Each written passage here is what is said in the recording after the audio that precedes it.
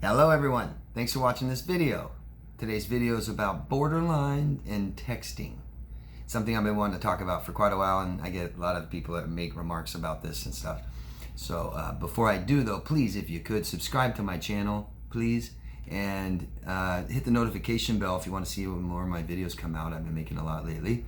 And please vote up or down if you could, and go down there and tell me why. Comment, say hello, and ask questions. I'd really appreciate all your support. Thank you very much. So, borderlines and texting. Borderline personality disorder is a serious mental illness, and it's not to be made fun of or light of at all. It's something to make sense of for some of us. Maybe we have the disorder, or maybe we've had people in our lives close to us that have the disorder. And it can be very damaging if we don't understand why someone with this disorder is doing the things that they do. It can cause a lot of damage for us. And a beneficial way of healing is to try to make sense of these things, try to understand it, because a lot of the things that hurt us in life that we don't understand can cause a lot of shame. Okay, and we leave relationships, failed relationships can cause shame and guilt, but abusive and traumatic relationships definitely cause shame and guilt. So let's try to make ourselves feel better and understand these things. So that being said, I want to get into several different kinds of texts I've given names to. And one thing I want to say is I knew someone, and I'm not going to say I know that they're borderline, but I knew somebody that would text me, and we were just friends, but she would text me, I swear, I started counting them after a while. It would be 13 texts, and it was almost always 13. I don't think she was counting, but what I'm trying to say is the extent of these texts that would come in to me, and it could be literally just one thing. It's not 13 different things. It's 13 texts about this. It's about, David, I was wondering something. I was wondering if I could ask you a question. I was thinking something like this, and I was wondering if you're like this. What do you think? Can you tell me? Hey, are you there? Blue. I mean, just boom, boom, boom, boom, boom, 13 texts. Just like, geez, man. I mean, just take up, you open it up, you say 13. And you read them, and there's just boom, boom, boom, boom, boom, boom. And so couldn't you just put that in one text message? And I think that kind of shows the extent of how they can't regulate their emotions. And so they get a feeling of something, and it's so overwhelmingly intense. And it's very difficult, if not impossible, for borderlines to regulate their own emotions, and they depend and rely on others around them to do this for them. So that's a major reason that I'm going to go over all these texting behaviors from borderlines 13 times. Try not to do that. This is also something for all of us to learn how to have healthier relationships, okay? All of us. We can always use or be better at relationships and increase the wellness of our relationships, right? So 13 times, real demand for attention, really reliant, really, hey, me, look at me, hey, here I am now. That's a borderline, right? Here I am. So I'm going to go down a few. One I call feeler text. Feeler text, feeling out. One common question a borderline will ask a lot is, are you mad? Are you mad at me? This overwhelmingly fear of abandonment, rejection, not quite sure where the relationship is, not very aware, and scared. So they'll send out these feeler texts. Are you mad at me? Is everything okay? Right? The next one I call is attention text. Attention text, the 13 times, right? But there's something, and this is all about dependency and being reliant on others for everything they need sometimes. Sometimes it's everything they need. I mean, you'll have sometimes people with this disorder can't do much for themselves sometimes. Also narcissistic personality disorder. Really may not do too much for themselves. I knew a borderline diagnosed who never got her driver's license. And I'm not talking about finances. You don't have a car, you don't have a car. But I mean, when you start getting close to 30 and you've never even tried to go get your driver's license, in this world today, in this country, and if you're in a major city, that can cause some major problems for the people around them. So I need this, I need that, and this. Something I've noticed that people unstable like this, I don't have to say just borderline, unstable, is they send out an attention to everybody. I need something. And this is so common. I've seen this so much. but they'll send out 5 texts to 5 different people, and whoever responds first wins. Screw everybody else. And I knew a borderline that used to do this, and it would drive me crazy.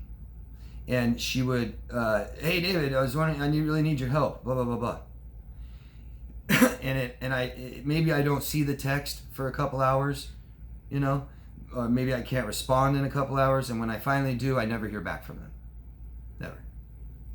And I get so annoyed, just like, you needed my help, I respond, and then you ignore me, until I figured it out. That somebody beat me to it. And that person is going to help them, so I don't need any of you. That's extremely frustrating. I can feel it still when I'm thinking about it. It's yeah. And then I imagine if I was the first one to text, then they'd respond, right? So I call those attention texts. Attention, I need help, everybody. The next one is the Marco Polo text. For those of you who don't know, I'm not talking about the historic figure. I'm talking about the game. There's a game that I grew up playing here in the States, and we played it in the pool. And one person's blind, and everybody else is hiding in the pool. And all you can do, the person hiding says, Marco, and everybody, once they say Marco, everybody has to say Polo. And so they can hear where someone is, and they start getting closer to you, and they'll go, Marco, to see where you are. Marco, where you are. The Marco Polo texting. And I've seen this, you could be in the same house with a borderline, and they need that constant reassurance, and so they'll go, I love you, Marco. And then I'd go, oh, I love you too, Polo. Just want to see where you are, make sure you still love me. And then it could just be, 15 seconds later, I love you too. Okay. And they'll send out the text. They might, it doesn't always have to be I love you. That was just an example. Cannot reassure themselves, and really cannot ever feel really secure in relationships. So something vital in relationships is security. And there's some people that need to be reassured more. That's okay. These are attachment styles. The person that wants to be in a committed relationship with them better be okay with reassuring the person. Not everybody is. We're talking compatibility again. So, but there's a problem when it doesn't work. When somebody really can't reassure themselves, and this is object constancy, being able to reassure yourself as a baby. Eventually, your mom might leave and come back in the room, and we don't, baby at first freaks out, mom, and eventually mom keeps coming back, and it reassures this child to the point where they can reassure themselves. I know mom's gone, but mom will be back in a minute. And borderlines really lack this object constancy. So constant reassurance. And if you find yourself in a relationship, either it's not about judging somebody. If you're not somebody that wants to reassure your partner all the time, that's okay too. But maybe not the right person for you, because there's going to be limited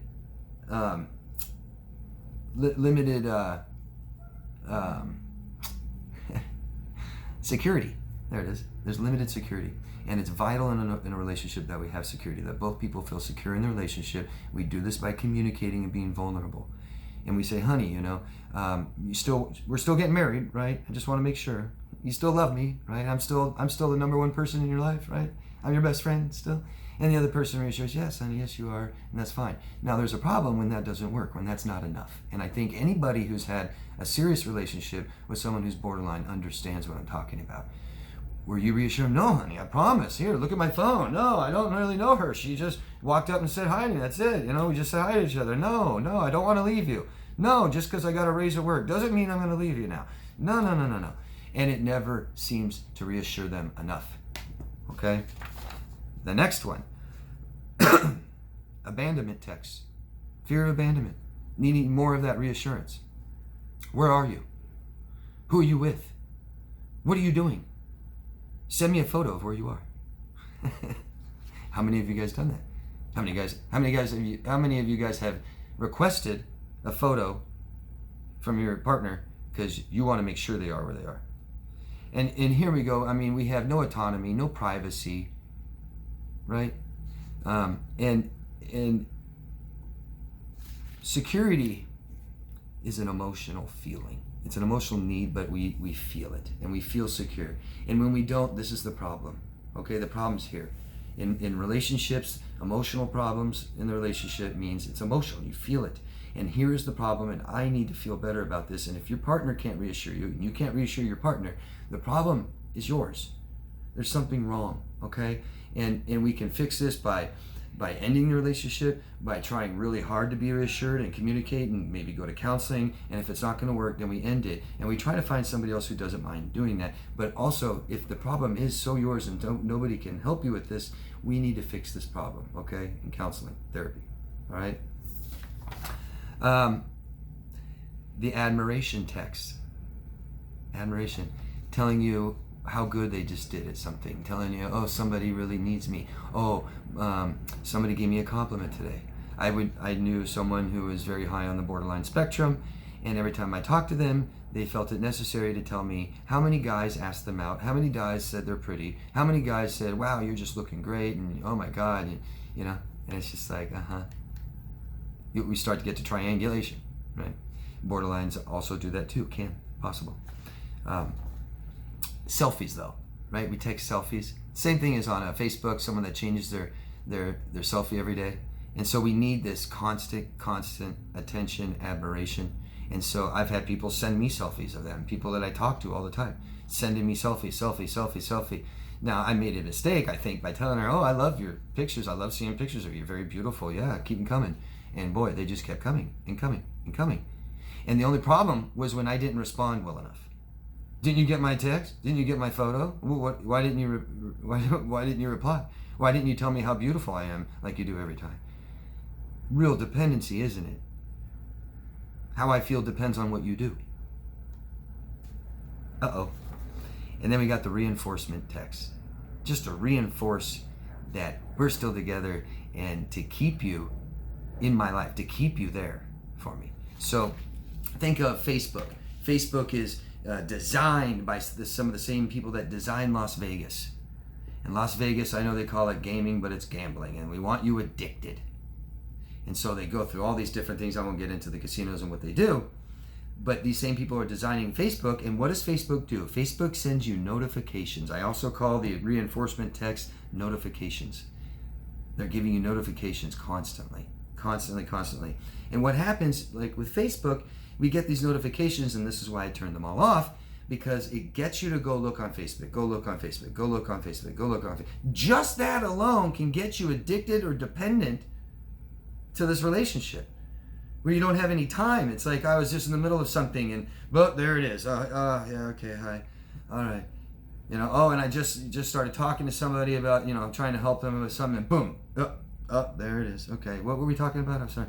You get this 13 times a day, you can literally start becoming addicted, dependent on this.